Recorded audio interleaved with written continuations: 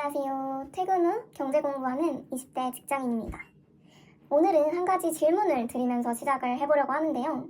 작년에는 한 7,000원, 8,000원이면 살 수 있었던 국밥이 올해는 9,000원, 만원 그 이상이 된 그런 경험을 해보신 적 있으신가요? 작년에는 조금 더 저렴하게 살 수 있었던 점심 메뉴가 적어도 2,000원, 3,000원 정도는 오른 것 같은데요. 오늘은 이러한 현상의 원인인 인플레이션에 대해 알아보려고 합니다. 특히 우리 같은 사회초년생들이 왜 인플레이션을 이해해야 하는지, 그리고 이것이 우리 실생활에 어떤 영향을 미치는지 함께 살펴보겠습니다.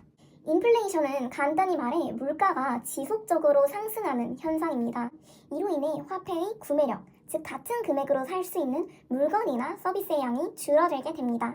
좀 더 경제학적으로 설명을 하면 이 인플레이션은 화폐 시스템의 자연스러운 현상이라고도 볼 수 있는데요.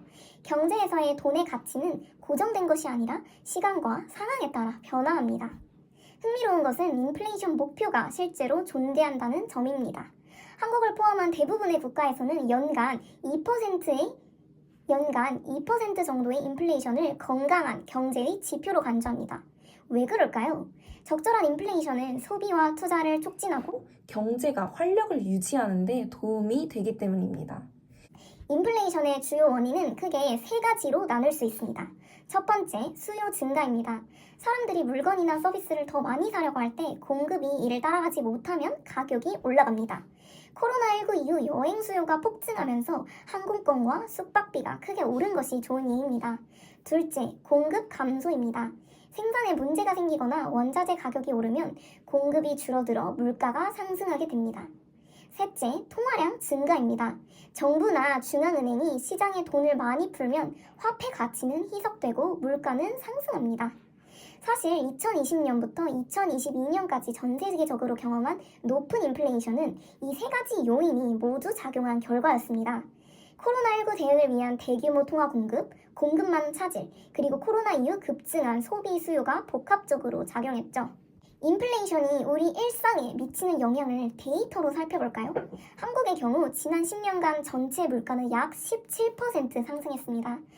예를 들어 그런데 모든 품목이 균등하게 오르지는 않았어요. 외식비의 경우 약 30%, 대학 등록금이 20%, 교통비가 15% 정도 올랐습니다. 이를 우리 실생활에 적용해보면 예를 들어 월급이 10년 전보다 17% 이상 오르지 않았다면 실질적으로는 구매력이 떨어진 것이라 할 수 있습니다. 만약 10년 전 3천만 원을 현금으로 보관했다면 지금은 약 2,550만 원의 가치밖에 없는 셈이죠. 상황을 더 구체적으로 이해하기 위해서 간단한 예시를 들어볼게요. 만약 지금 5월 300만 원을 받는 직장인이 내년 3%의 인플레이션을 경험하고 연봉 인상률은 5%라면 10년 후에는 구매력이 약 22% 증가합니다. 하지만 연봉 인상률이 이 인플레이션을 따라가지 못한다면 시간이 지날수록 실질 구매력은 떨어지게 됩니다. 특히 우리 같은 사회초년생들에게 주거비 상승이 큰 부담이잖아요. 서울의 경우 전월세 가격은 지난 5년간 인플레이션이 평균보다 훨씬 높은 상승률을 보였습니다. 그렇다면 이 인플레이션에 어떻게 대응할 수 있을까요?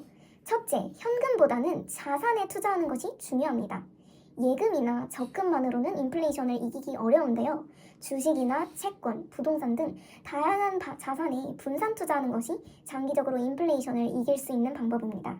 둘째, 인플레이션을 고려한 투자 수익률을 계산해 보아야 합니다. 명목 수익률에서 인플레이션 이율을 뺀 값이 실질 수익률입니다.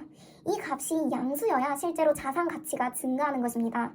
예를 들어 주식에 투자해 10%의 수익률을 올렸는데 인플레이션이 5%라면 실질 수익률은 5%인 셈이죠. 셋째, 미래 인플레이션에 대비한 직업과 경력 계획을 세워야 합니다.